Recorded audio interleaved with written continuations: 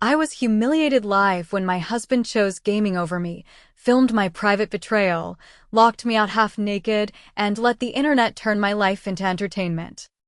My husband, a 32-year-old adult, asked for Friday off from work so he could play a new game for 24 hours straight. Then they get mad if we women are unfaithful. My face, half naked and disheveled, still shows up every time someone searches for the famous video of the streamer's unfaithful wife. I can still hear the sound of donations coming in my head while I was crying on the street in my underwear with the door of my own house slammed shut in my face. And to think it all blew up just because my husband, a 32-year-old man, decided to take a day off to lock himself away and play like an eternal teenager. It's worth telling how it got to this point.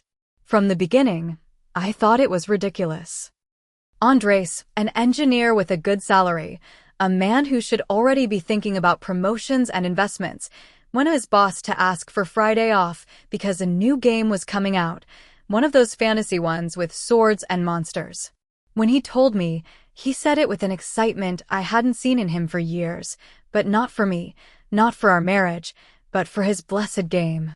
I looked at him and just thought I had an adult next to me who wanted to play for a whole day as if he were still living in a college dorm room. The week before the famous Friday was a parade of packages arriving at the house, a new microphone, a camera, new lights, an ergonomic chair because he was going to be sitting for many hours. He talked about his marathon as if it were a historic event. He said he had announced it on his streaming channel, that everyone was excited, that maybe he'd finally reached the next level of subscribers. I listened to him with a tense smile while doing the math in my head, thinking about what we could have done with that money on a real vacation or at least going out to dinner at a decent place. Friday arrived, and it was as if he had disappeared from the house even while being inside. He got up early, took a quick shower, had a fast breakfast, and locked himself in his studio with his huge noise-canceling headphones and his cans of energy drinks, with a sign taped to the door where he had written not to be disturbed unless it was an emergency. An emergency, according to him, was the building being on fire. I saw him close the door, and I felt a strange mix of emptiness and rage. I thought that if he was going to disconnect from the real world, someone had to remind him that I existed. That's when I started to reason things differently. If my husband voluntarily gave up on behaving like a man, if he preferred to spend 24 hours looking at a screen instead of looking at his wife, then he had no right to demand absolute fidelity from me. You can't ask for emotional and physical exclusivity if you yourself abandon the role you're supposed to fulfill. I didn't see it as betrayal. I saw it as balance. Diego had been texting me for weeks, dropping hints, making me feel desired, adult, interesting. He talked about my body, my ideas, my plans, not about pixelated monsters. Diego wasn't a stranger. I had met him at a work training, a self-confident guy with that mix of expensive cologne and an easy smile that makes you feel like the world revolves around you for a while. We had flirted innocently at first, random messages, comments about how tired we were, jokes about escaping it all. I kept my distance because I still wanted to believe my marriage could be fixed, but the famous Friday gave me the perfect excuse. I texted him that Andres was going to be locked up all day, that I was going to be alone, and that if he wanted to spend some time with me, this was the chance. He didn't hesitate. He told me he'd arrive around 11, when Andres was already deep into his game. By 10:30, I was already dressed up with nice underwear, a dress I knew highlighted my curves, and enough makeup to show the effort without looking like I was going to a party. I walked past Andres' studio. In the background, I could hear the sounds of swords, epic music, the murmur of his voice talking to his chat. He didn't even come out to see how I looked. That finally convinced me I was doing what I had to do to not let myself fade away. When Diego rang the doorbell, I felt a tingling in my stomach I hadn't felt in a long time. I greeted him at the door with a smile I hadn't given anyone in years. He came in, looked around, and commented that the house was nice, that you could tell I had good taste. I told him Andres was in his own world, that he wouldn't come out for hours, that he could relax. I led him directly to the guest room, the one that shares a wall with the studio, without thinking for a second that could be a problem. On the contrary, it seemed almost poetic to be so close while he was completely oblivious. As soon as I closed the guest room door, I felt the atmosphere change. Diego approached with that confidence that always seemed so masculine to me, without asking for permission for every move like Andres did. I'm not going into details, but it was obvious we were both very willing. Between kisses and caresses, I felt like a woman again and not just the lady who pays bills and organizes schedules. I laughed as I told him my husband was on the other side of the wall, focused on his fantasy world, that the house could be shaking and he wouldn't even notice. At some point between laughs, I said that at least there was someone in this house who knew how to use a real joystick well, referring to him. Diego laughed loudly, heartily, and that fed my ego in a way no one else did. We didn't lower our voices. In my mind, if Andres had chosen to isolate himself, if he had put on those headphones that don't let even the doorbell sound through, then he had to accept the consequences. I felt I was taking advantage of a space he himself had left empty, occupying a place he had decided to abandon. The more the intensity grew, the more I forgot about everything else. The bed creaked, the walls vibrated a little. I let myself go, feeling alive for the first time in months. At one point, I decided to mock Andres even more, telling Diego that my husband knew all the tricks in the game, but none of mine, that he was always tired, that he always had something more important to do. Diego would reply that it was a shame a man like that wasted a woman like me, and I'm not going to deny I loved hearing it, even if a part of me knew he was exaggerating. I was so focused on my own pleasure and feeling validated that I didn't immediately process the dry sound of a door opening somewhere in the house. I thought it might be a neighbor or the wind until suddenly, the guest room door flew open and I froze. Andres was in the doorway, looking at us. Diego pulled away from me immediately, but it was too late to cover anything up. I only managed to cover myself as best I could with the sheet, my heart racing, expecting a scene of screams, tears, reproaches. What I found on his face wasn't pain or sadness. It was a cold mix of disgust and something almost clinical, as if he were observing an experiment. He had his phone in his hand, pointed at us, and he didn't lower his arm. He didn't say my name, he didn't ask anything, he just watched us, and I felt a chill that had nothing to do with shame, but with the feeling that something else was happening and I was the last to find out. Diego muttered something about being able to explain, but Andres didn't even look at him. At one point, with that flat voice he uses when he's focused on his work, Andres blurted out that we should say hi to the chat. It took me a couple of seconds to understand what he meant. It was when I turned my head from the bed that I could see the huge screen of his computer through the half-open door of the studio. There was a box full of comments scrolling down so fast you could barely read them. I saw insults, laughter, emoticons, people talking about the unfaithful wife, the room, the wall. My stomach dropped. I suddenly remembered all the times he had talked about his new microphone, that expensive device that, according to him, could pick up even the faintest breath. I had always thought he was exaggerating, that it was another of his unnecessary purchases. Now I understood that every moan, every laugh, every taunt that had come out of my mouth had been broadcast live to thousands of people. And not just the audio. Andres had gotten up from his desk with his phone in his hand and was now filming us without rushing, moving a little closer to make it clear what was happening. I tried to tell him to talk to me, to put the camera down, that he didn't have to make a spectacle out of something so intimate. I told him he was crossing a line, that it was one thing to be hurt and another to expose me like that. He didn't even reply. He walked towards the front door of the house with the same calmness he walks with when he goes to the kitchen for another energy drink. He ordered us to get out, that we weren't going to continue using his house for that. Diego tried to pull on his pants half on. I was gathering my clothes as best I could, but everything was clumsy and slow compared to the speed of the chat that was still exploding on the screen. When he pushed us into the hallway, we had barely managed to put on some underwear. I felt the cold floor under my feet, the draft of air on my skin, and in the background, I could still hear the notification of donations coming in one after another as if they were applause. Andres slammed the door shut, locked it, and stayed inside in our house, telling his audience how he had discovered his wife with another man 2 meters from his studio, reading messages from people congratulating him for reacting that way. I stood there for a moment, banging on the door, not believing he was really leaving me outside. I told him we could talk, that he was exaggerating, that he was using something painful for him as a spectacle. There was no response. I just heard his voice on the other side, raised with emotion, telling details I didn't even remember saying, laughing with his audience. Diego, pale, muttered he'd better go, that I should call him when things calmed down. I watched him go down the stairs while I, half-naked, looked for a friend's number on my phone because suddenly I no longer had a house or a husband, but I was sure he was making money thanks to that circus. That night, I ended up on a friend's couch with a bag of borrowed clothes and my phone vibrating nonstop with messages I didn't want to read. I felt rage, yes, for being caught that way, but mostly for the way he decided to turn it into a show. I could accept that he was hurt, that he felt betrayed, but not that he would use me as content without a second thought.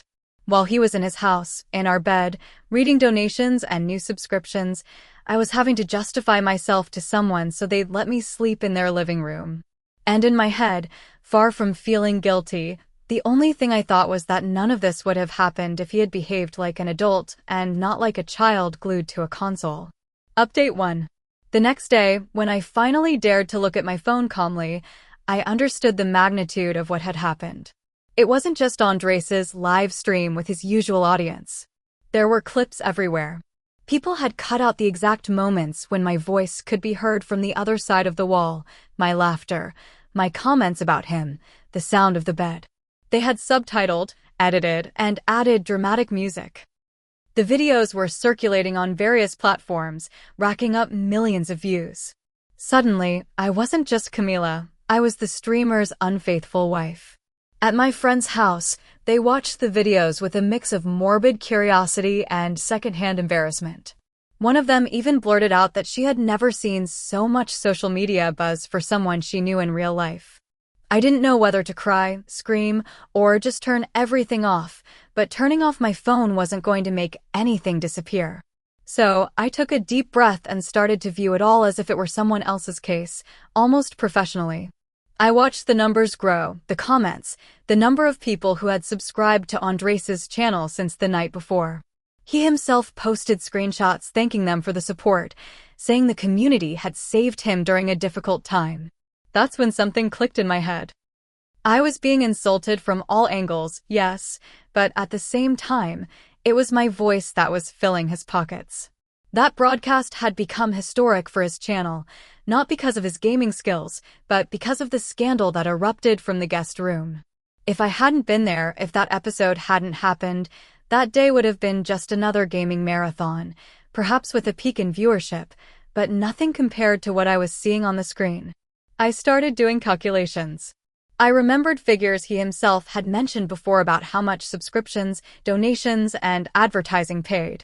I added them up mentally, multiplied by the thousands of people who had watched the live stream, and arrived at numbers we had never had together in our savings account. And all of that had been generated by something where I was an unwitting protagonist. They hadn't just used my body and my intimacy, they had used my voice, my name, my couple story. It seemed elementary logic to me that this profit couldn't be his alone. While my friends insisted I should disappear from social media, set everything to private, change my number, my mind was elsewhere. I thought, yes, it had been humiliating to be kicked out of my own house almost naked, but if that episode had turned into digital gold, then I deserved a piece of it. I hadn't signed any permission for him to record me.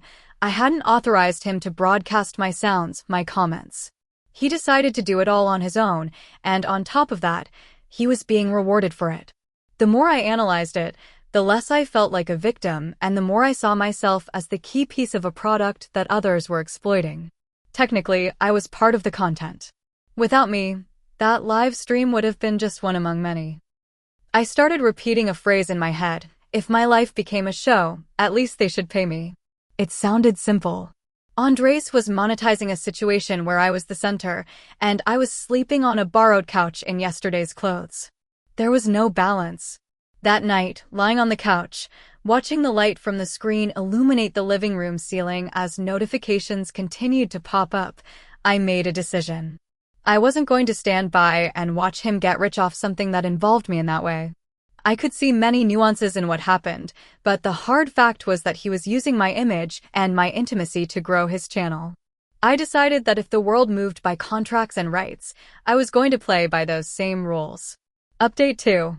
The following Monday, I started to pull some strings.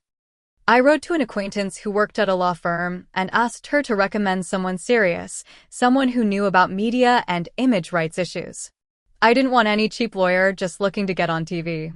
I wanted someone who understood that behind all the noise, there was a clear economic issue. She finally gave me the contact of a lawyer who, according to her, was expensive but effective. I thought that if money was involved, it was worth the investment. I went to his office with a makeshift folder where I had printed screenshots of the videos, articles from digital press talking about the case, and Andres's posts celebrating the channel's records. I sat in front of the lawyer and told him everything, from the famous Friday to the night at my friend's house. He listened with a neutral expression, taking notes, stopping on some details, asking for approximate figures of what such a live stream generated. When I finished, he asked if I was sure I didn't want to file for divorce at the same time. I told him that could wait, that right now something else was important. I explained that Andres had used my voice, my movements, my comments, all without my authorization for content that had been commercially exploited. I told him about the clips, the views, the live donations. I said I didn't see why I should be left with nothing while he kept all the fruits of something in which I clearly had a central role. The lawyer frowned when I mentioned details of the adultery, but I made it clear I wasn't looking to clear my name before the world, but to set things straight from an economic point of view. We ended up defining a strategy. It wouldn't be a lawsuit for divorce or for moral damages, but for image rights and unauthorized use of intimate content in the home. The idea was to claim a percentage of the profits generated by that specific weekend, plus compensation for invasion of privacy. I proposed that what was fair was 50% of everything that had come in from subscriptions, donations, and advertising associated with the video because without me, the phenomenon wouldn't have existed. The lawyer prepared the documentation quickly. He asked me to sign powers of attorney, to provide all possible material, to show how he himself boasted about turning the situation into content. I sent him links to the live streams, screenshots where Andres thanked the community for their financial support, and articles from entertainment portals that talked about his sudden growth as a creator. The more I looked at that collection, the more certain I felt I was doing the right thing. It wasn't about crying over a broken relationship. It was about claiming what was rightfully mine in concrete terms. When the lawsuit was finally ready and filed, I felt a strange calm. It was as if by putting everything in writing and taking it to court, the situation stopped being internet gossip and became something serious, with rules, with procedures. I imagined Andres receiving the notification, seeing his name on the lawsuit, reading that his wife was claiming half the profits from the famous live stream. I imagined him nervous for the first time since it all began, and that gave me a certain sense of balance, that finally it wasn't just me on the defensive. I'm not going to say I didn't have doubts at some point. I knew there would be people who would see it all as madness, who would say I had no shame to claim anything, but for me, it was never a moral issue but a practical one. He had decided to turn our broken intimacy into a spectacle, and it had worked out very well for him. The least he could do was share the result with the other person involved. If there were going to be consequences for me, at least there had to be benefits too. Update 3. What I didn't anticipate was the way Andres was going to react once he received the notification. Instead of taking it seriously or handling it privately, he did exactly what he does best: turn on a camera and tell the whole world. One afternoon, while I was checking emails, I started getting messages from acquaintances telling me they were watching his live stream. I logged in from an anonymous account, and there he was, sitting in his gaming chair with the printed lawsuit in his hand, reading it paragraph by paragraph between laughs. He described my arguments as if they were a joke. He said that his wife, the same one who had cheated on him 2 meters from his studio, now wanted to charge him for the moans, that she was trying to get half the profits from the best live stream of his life. The chat was going wild. Every time he mentioned a number, people sent more donations, more mocking messages. He used every comment to make a point. He acted surprised. He did voices. He imitated how I had supposedly spoken to the lawyer. I felt a heat in my face, not of shame but of indignation. Again, he was using something serious for entertainment. After that live stream, the story took a new turn on social media. I was no longer just the streamer's unfaithful wife. Now I was also the woman who was trying to sue him for the image rights of the scandal. The headlines online were getting more creative, talking about ambition, shamelessness, ego. Andres's image, on the other hand, was strengthened as the man who had managed to get something positive out of a personal crisis. He came out as the betrayed worker who was still moving forward with his digital career. People needed a villain and a victim, and it seemed they had already decided who is who. I, however, saw no reason to back down. Every news story that talked about the case proved the same thing, that the video and everything surrounding it continued to generate attention, clicks, revenue. If the topic was alive enough to fill gossip shows, then what I was claiming was more justified than ever. I met with my lawyer again and told him I wasn't going to back down just because he had decided to turn the lawsuit into a spectacle too. On the contrary, that exposure reinforced that he was using my image even in the legal stage. The days leading up to the preliminary hearing were a chaos of notifications and messages, but I tried to stay focused on what was coming. I carefully chose the clothes I would wear, something sober but elegant that would remind people I wasn't an internet caricature, but a professional, a woman with a serious position. I imagined the judge reading the file, seeing the screenshots, understanding that beyond the morbid curiosity, there was a rights issue that couldn't be ignored just because the story was scandalous. The day of the hearing, I arrived at the courthouse early. The building smelled of dampness and old paper, but outside there were cameras and microphones, journalists who had found out the time and were hoping to milk the situation. I saw Andres arrive with a relaxed, almost amused expression, as if he were going to another interview. Some people recognized him and asked for photos. I held my head high, accompanied by my lawyer, not giving him the satisfaction of seeing me shrink. In the hallway, while we waited for our case to be called, I overheard two people comment that you had to have some nerve to cheat on your husband and then sue him, but I just took a deep breath and looked the other way. I wasn't going to let the opinion of people who didn't even know the whole context dictate my decisions. When they finally opened the courtroom door and called our names, I entered with the firm idea that, at least in there, things would be treated with seriousness and logic. Update 4. The reality inside the courtroom was much quicker and harsher than I expected. As soon as we sat down, the judge glanced at the file impatiently, as if he had already formed an opinion before anyone opened their mouth. My lawyer began by presenting the case, explaining that it was about the use of image, violated privacy, and content that had been monetized without the consent of all the people involved. I listened to him speak with a confident tone and believed that it made sense, that it was impeccably presented. But the judge interrupted him shortly after. He pointed out coldly that what had been recorded in the famous video was not just any domestic scene, but an act of adultery committed in the marital home. He said it was shocking that the person who had starred in that infidelity now intended to claim economic rights over the accidental broadcast of that act as if it were a work of art. He used words like moral audacity and other terms that stuck in my ear even as I tried to focus on something else. My lawyer tried to redirect the argument back to the issue of violated privacy, but the judge had already set the tone. He indicated that according to the documentation and applicable laws, he saw no basis to admit a lawsuit that in practice sought an economic reward derived from a behavior that had also been the cause of the conflict. He said that the fact that Andres had turned on the camera and broadcast was reprehensible on other levels, but that, given the context, it was not appropriate to set a precedent where someone could seek to profit from their own infidelity in that way. It was all over in a matter of minutes.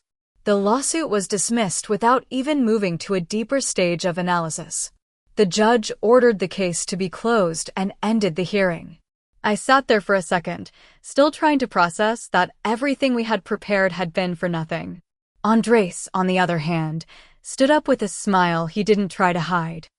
On the way out, I saw him talking to journalists, recounting that justice had set things right, that someone had tried to take advantage of a painful situation, and that luckily, the system hadn't allowed it. The subsequent media coverage was even worse. The headlines didn't focus on the legal issue, but on the public humiliation. They painted me as a doubly shameless woman, first for cheating and then for trying to cash in. They found the least flattering photos, used snippets from my social media from years ago, all to build a character that fit what gave them an audience. For Andres, every article brought more visibility, more sympathy.